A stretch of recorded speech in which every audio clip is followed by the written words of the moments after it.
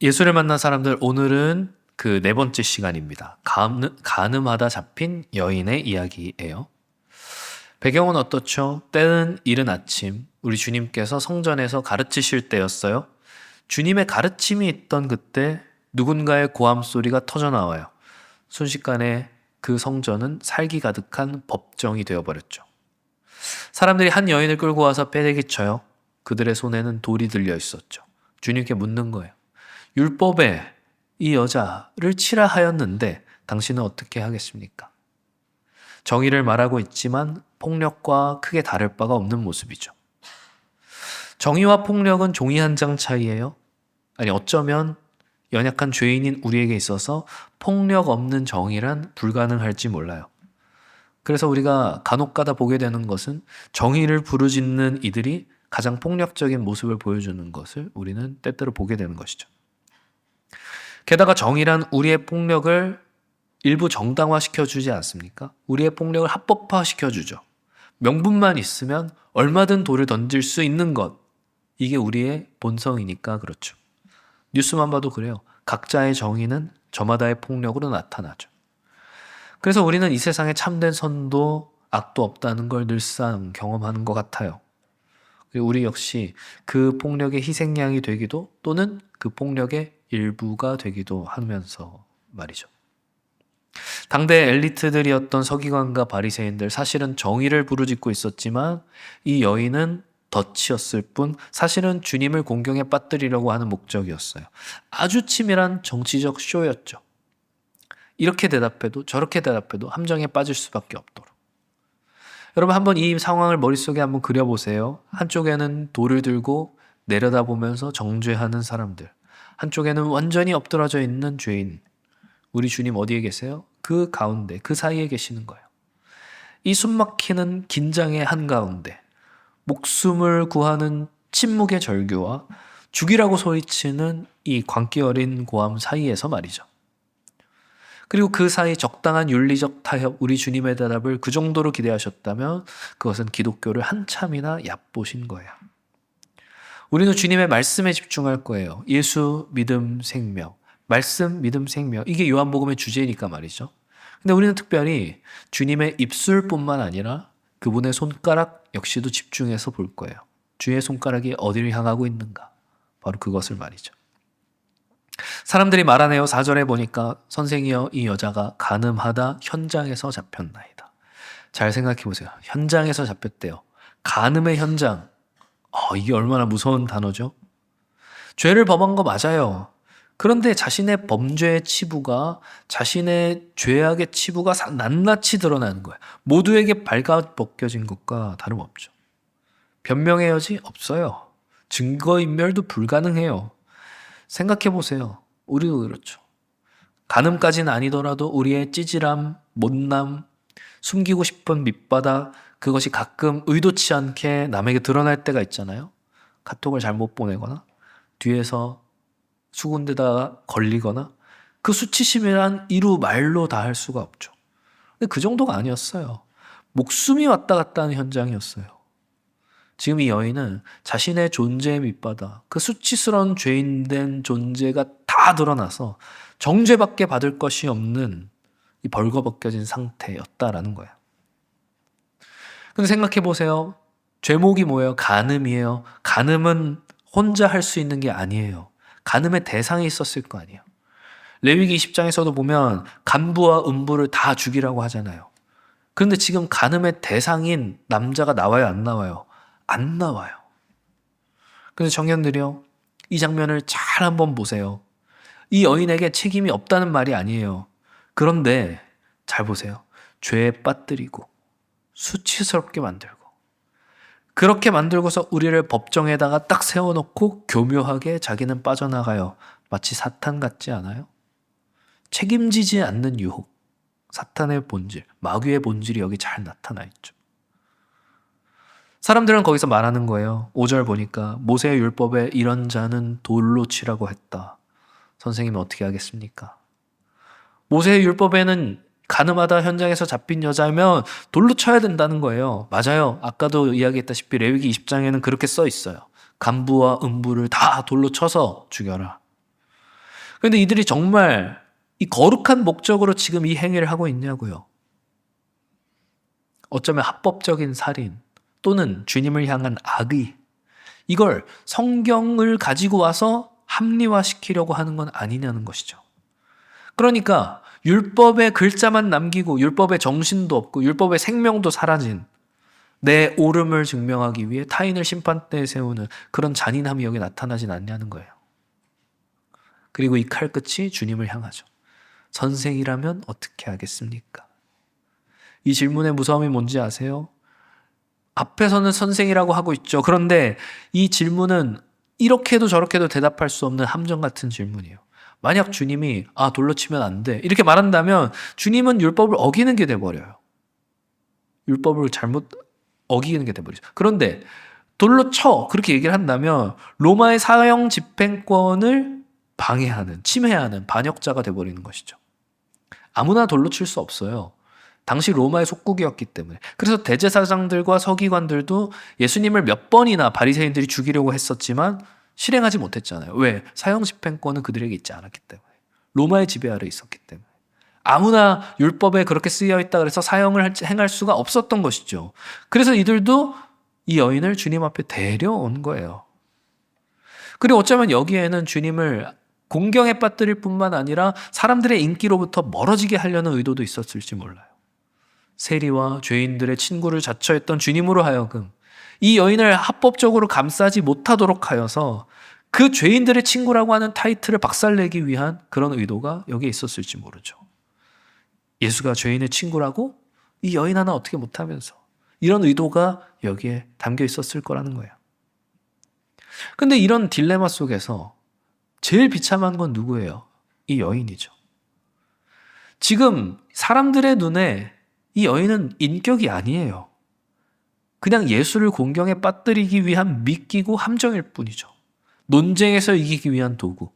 내 율법의 정당화를 시키기 위한 도구. 그 이상도 그 이하도 아니라는 거예요. 이 여인 한 사람의 목숨을 놓고 말이죠. 얼마나 두려웠을까요? 자신의 생명을 놓고 저울질하는 종교 지도자. 율법을 해석하고 율법을 적용하는. 이만큼 무서운 게 또 있을까요? 그들이 들고 있는 돌, 가짜 돌이 아니에요. 돌멩이 정도가 아니에요. 맞으면 뼈가 부러지고 살이 터지는 진짜 돌이란 말이에요.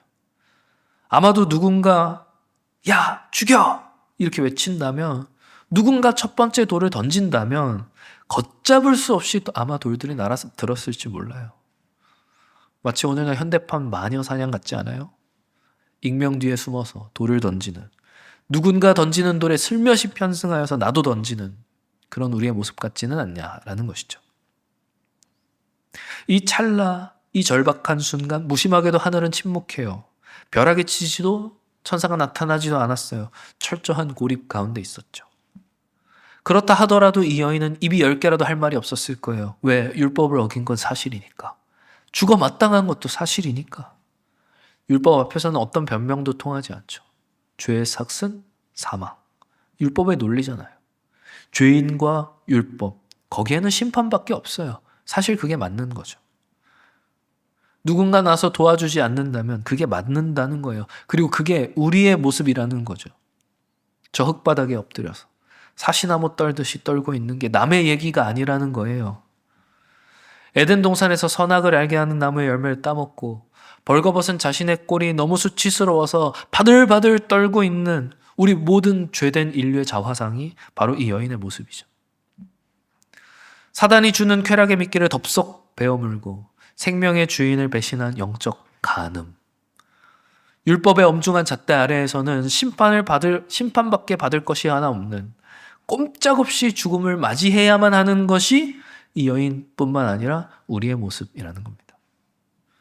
근데 이 숨막히는 침묵 가운데에서 우리 주님 말씀하시는 거예요. 그 입을 열어 말씀하시는 대신 그 손을 들어 허리를 숙여 바닥에 글을 씀으로써 말씀하시는 거예요. 6절이에요. 같이 읽을까요? 시작. 그들이 이렇게 말함은 고발할 조건을 얻고자 하여 예수께서 몸을 굽히사 손가락으로 땅에 쓰시니.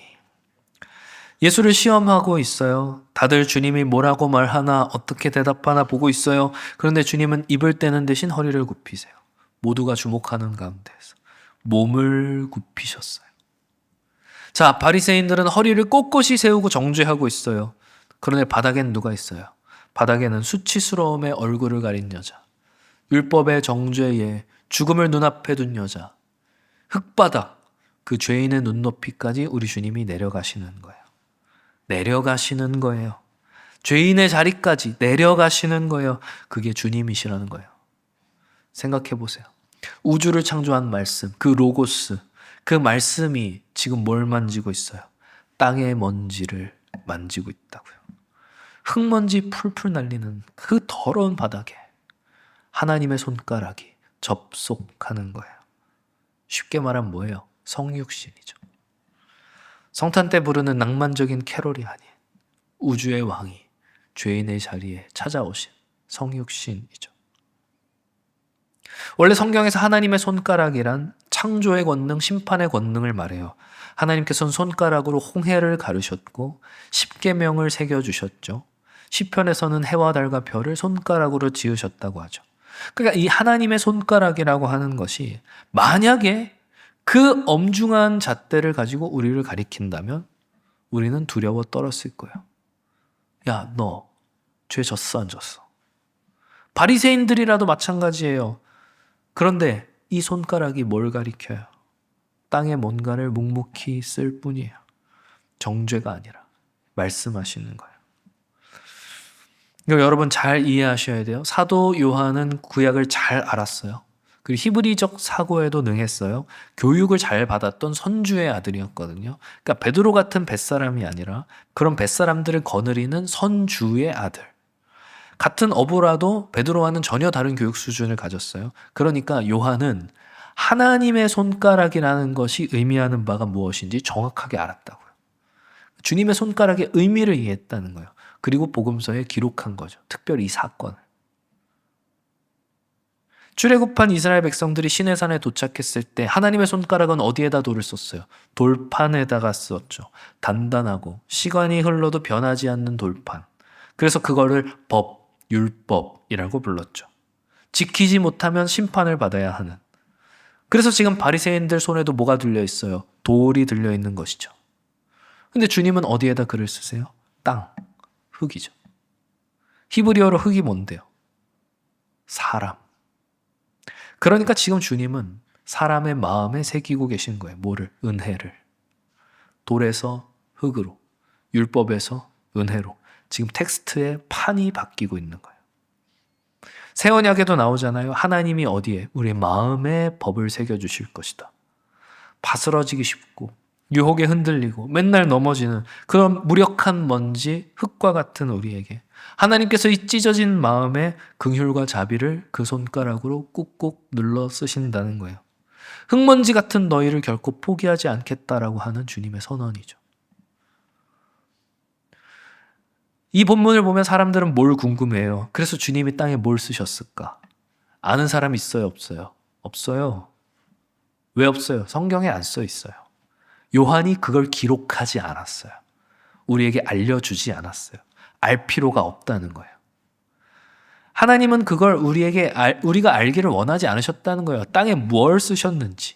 대신 하나님이 우리에게 알려주시고자 한 건 뭐예요? 주님이 그 땅에 손가락을 대셨다는 것을. 그 자체를 원하셨다는 거예요. 나는 너희를 심판하러 온 것이 아니다.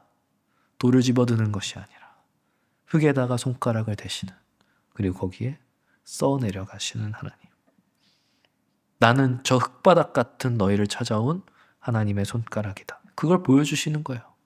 그 먼지투성이 바닥에서 이미 주님은 십자가를 지시는 모습을 보여주시는 거죠. 그리고 주님께서 그렇게 그 땅에 글을 쓰실 때 어떻게 돼요? 조용해져요. 정적이 흘러요. 왜요? 뭐라고 썼는지 우리는 알 수 없지만 어쨌든 율법을 손에 들고 있는 자들을 멈추게 하시죠. 그리고 이제 주님이 말씀하시는 겁니다.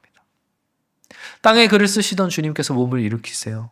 그 정적 가운데서 말씀하세요. 사람들은 무슨 생각했을까요? 기대였을까요? 조마조마함이었을까요? 로마법과 모세법에 대한 명쾌한 해설이었을까요? 아니면 땅에 쓰셨던 글에 대한 설명이었을까요? 그런 게 아니었어요. 주님은 아주 짧은 답을 주시죠. 뭐라고요? 7절 보니까 너희 중에 죄 없는 자가 먼저 돌로 치라. 죄 없는 자가 먼저 돌로 쳐라. 기가 막힌 판결이죠. 돌로 치지 말라고 한 게 아니었어요. 말했잖아요. 돌로 치지 말라고 하면 율법을 어긴 게 돼버린다고. 율법대로 치려면 쳐라. 그런데 율법을 집행하는 너희의 자격을 묻는 겁니다. 너희가 심판을 감당할 자격이 있느냐? 너희가 심판주가 될 자격이 있느냐? 너희 중에 율법을 집행할 만한 자격이 누구에게 있느냐? 쉽게 말하면 이거예요. 너희가 하나님이냐? 그 말인 거죠. 방금 전까지 심판의 기준이 뭐였어요? 이 여자의 행위였어요. 이 여자 간음했다 이거예요. 현장에서 잡혔다 이거예요. 범죄했으니까 율법으로 돌에 맞아야 된다는 거예요. 맞아요. 그게 사실이죠. 팩트죠. 그런데 지금 그 주님께서는 이 여인의 죄를 향하던 스팟라이트를 여인에게서 우리에게로, 우리의 마음으로 확 옮겨 놓으시는 거예요. 그런데 너희 안에 있는 죄는 어때? 내 안에 있는 죄는 어때? 그렇게 우리가 물으시는 거죠. 누구요? 군중이 아니에요. 돌을 든 저 사람들이 아니에요. 돌을 들고 있는 우리에게 주님 말씀하시는 거죠.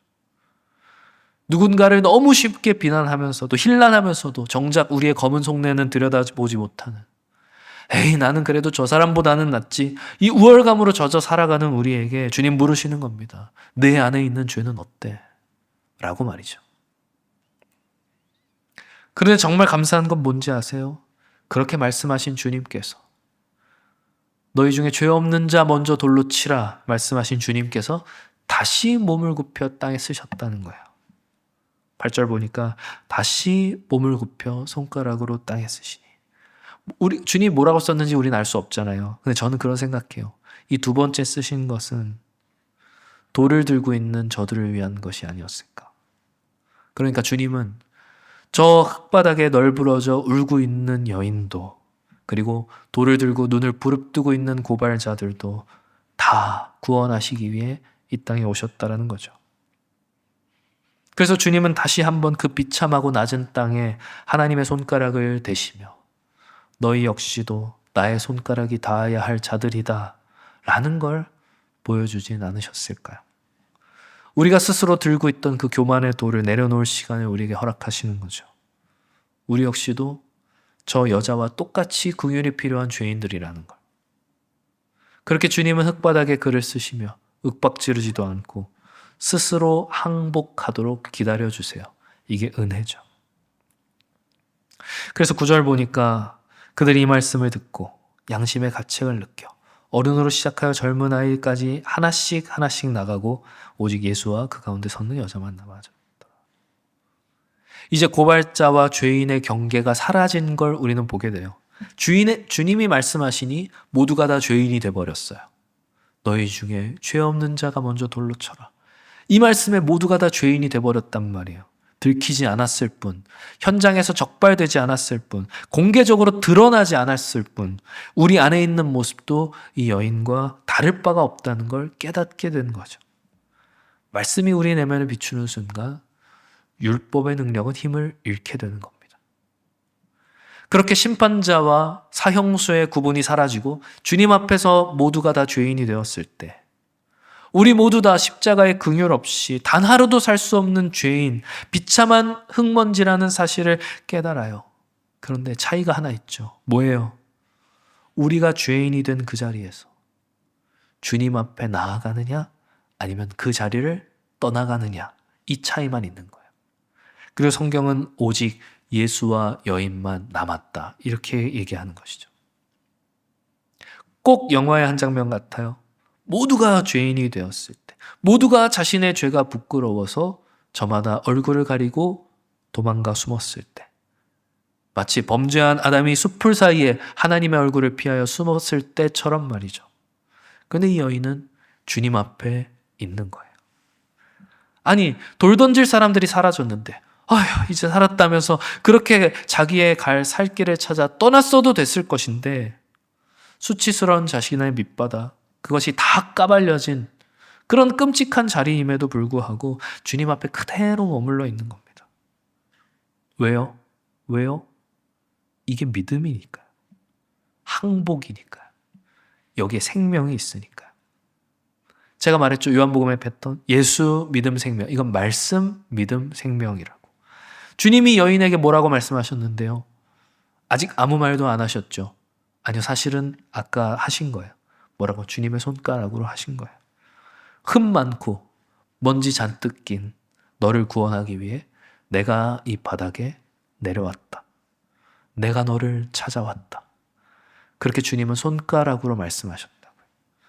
그리고 이 여인은 그걸 자신의 생명으로 받아들인 거예요. 주님의 말씀을. 믿음이죠. 그래서 10절을 보면 예수께서 일어나서 여자 외에 아무도 없는 것을 보시고 이르시되 여자여 너를 고발하던 그들이 어디 있느냐? 너를 정죄한 자가 없느냐? 주님이 일어나셨을 때 여자 외에 아무도 없었다는 거예요.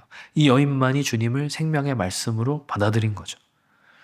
근데도 주님을 그걸 굳이 되물으세요. 뻔하잖아요. 아무도 없는 거 주님 다 보셨잖아요. 그런데 여인에게 재차 확인하시는 거죠. 너를 정죄하던 사람 어디 있어? 너에게 돌을 든던 사람 어디 있어? 여자의 입술로 직접 시인하게 만드는 거예요. 짓눌려 있던 공포에서 빠져나와 지금 상황이 완전히 변했다는 걸 스스로 인지하게 하시는 거죠. 깨닫게 하시는 거죠. 주님의 말씀, 그 생명 아래에 있을 때 이제 더 이상 율법의 정죄는 없다는 거예요. 그걸 확인시켜 주시는 거죠. 그래서 여자는 대답해요. 뭐라고? 11절 대답하되 주여 없나이다. 주여 없나이다. 짧은 대답이죠. 근데 여기 참 많은 고백이 들어가 있어요. 이 여인의 인생을 한번 생각해 보세요. 지금까지 이 여인에게 남자란 존재는 뭐였을까요? 자신의 육체를 탐하는 욕망의 대상이거나 아니면 지금처럼 율법에 돌을 들고 자신을 죽이려고 하는 폭력적인 심판자 둘 중 하나였을 거예요. 그렇게 대상화만 되어 오던 이 여인에게 자신을 희생하면서까지 찾아와 주시는 분이 있다는 걸 깨닫게 되는 거죠.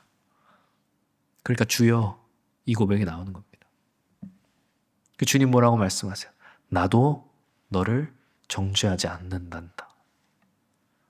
방금 전까지 돌을 들던 인간들, 그 사람들 자격이 없어서 도망갔잖아요.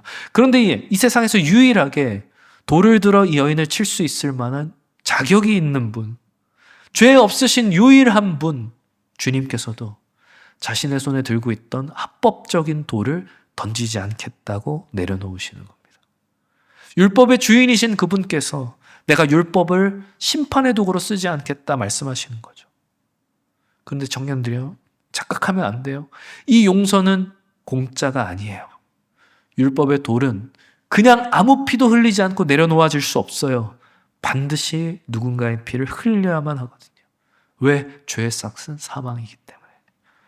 그럼 이 여인이 맞았어야 할, 그리고 아까 돌을 들고 있던 수많은 군중들이 맞았어야 할 그 돌무더기, 그 사망의 형벌은 다 어디로 갔는데요? 조금 있으면 얼마 뒤 골고다 언덕에서 우리 주님이 십자가에 다 벌거벗겨진 채 수치스러운 모습으로 매달려 그 모든 정죄의 돌들을 온몸으로 다 맞으실 거예요. 그리고 지금 이 여인에게 베푸신 이 용서는 그 대가를 미리 당겨오는 용서인 것이죠. 그렇게 이 여인에게도 베데스다의 병자에게 말씀하셨던 것처럼 말씀하시는 겁니다. 뭐라고요? 가서 다시는 죄를 범하지 말아라. 야, 너 다음번엔 얄짤없다. 이런 협박이 아니어요. 주님의 손과 맞닿은 너는 율법이 주는 사망의 권세에서 이제 노임받아 생명이 흐르는 자가 되었으니 이제 그 생명에 합당한 삶을 살아라는 거죠. 값진 생명에 걸맞게 당당하게 살라는 거예요. 그리고 아마 그 말 들은 이 여인은 자리를 털고 일어났을 거예요. 더러운 흙먼지를 털어냈겠죠. 그래도 아마 여전히 가늠하다 잡혔던 여인이라고 하는 꼬리표는 이 여인을 평생 따라다녔을지도 몰라요. 하지만 베데스다의 병자가 자신의 자리를 들고 갔듯이 이 여인 역시도 그 상처를 안고 살아갔을 겁니다. 과거의 끔찍한 수치를 뒤로 하고 빛을 향해 걸어가는 새 생명의 발걸음으로 말이죠. 기독교 신앙은 그런 거예요. 주님을 믿는다는 건 그런 거예요. 죄를 안 짓기 위해서 어떻게든 이를 악물고 버티는 그런 정도가 아니라 우리를 향한 주님의 사랑을 깨닫고 나에게 닿은 그 사랑의 손가락으로 인해 그냥 항복하는 거예요. 주여 없나이다. 나를 정죄할 자가 없나이다. 그래서 나에겐 주님밖에 없나이다. 주님께서 나를 정죄하지 않으시겠다 하시니 내가 그 생명으로 살겠나이다. 바로 그것이죠. 사랑하는 청년들이여, 말씀을 맺으려고 합니다. 이 텅 빈 광장을 머릿속에 그려보세요. 그리고 여러분 스스로에게 물어보세요. 여러분은 어디에 있는지. 그리고 손에 꽉 쥐고 있던 그 교만과 율법의 돌 그거 슬그머니 바닥에 버려두고서 내 찌질한 밑바닥 들키는 게 두려워서 어둠 속으로 도망쳐버린 사람들, 그 사라진 무리 속에 섞여져 들어가 있는 것은 아닌지 말이죠. 아니면, 그렇지 않다면 정말 수치스러워 죽을 것 같지만, 다 까발려져서 쥐구멍에라도 숨고 싶지만, 그래도 나를 살리실 분이 이분밖에 없어서 주님의 발치 그 바닥에 납작 엎드려 있는지 말이죠. 오늘 이 예배당에 우리는 어떤 모습으로 있어야 할까요? 돌을 버리고 도망간 바리새인들 한번 보세요. 안 들켰잖아요. 자신들의 위선을 지키는 데 성공했어요. 그런데 그들은 생명의 주님에게서 떠나가는 거예요. 하지만 반면에 이 여인은 어때요? 자신의 치부가 완전히 만천하에 드러난 그 수치스러운 바다, 그게 도망치지 않아요. 빛 대신 주님 앞에 남는 거예요. 아파도 부끄러워도 숨는 대신 항복하는 것. 그래서 항복이 믿음이라 그랬잖아요. 우리는 그 냄새나는 죄가 뒹구는 흙먼지 구덩이, 창조주께서 우리의 그 흙먼지로 그 바닥까지 쑥 내려오셨어요. 그리고 우리의 마음에 주님의 손가락을 대셨어요. 우리를 살리시려고. 저 골고다 언덕 십자가에서 그 무서운 심판의 돌무더기를 홀로 대신 맞으신 분, 그 그리스도의 발 앞에 우리는 오늘 엎드려야 합니다. 그게 예배예요. 홀로 엎드린 우리를 향해 주님 선언하실 거예요. 나도 너를 정죄하지 아니하노니.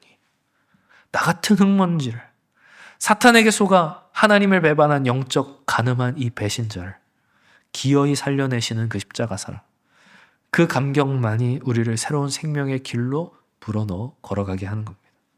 억지로 이껏 깨물고 참고 버티고 그 정도가 아니라 십자가의 은혜가 너무 커서 그 주님의 손가락이 닿은 자들은 죄가 시시해지는 거죠. 항복이에요. 사랑하는 청년들이요, 부디 바라옵기는 낮고 더러운 우리에게 닿은 그 사랑의 손가락, 그 생명의 말씀에 항복하여 먼지 나는 일상 다시 한번 힘을 내어 걸어갈 수 있는 그런 주의 청년들 다 되시기를 주님의 이름으로 축원합니다.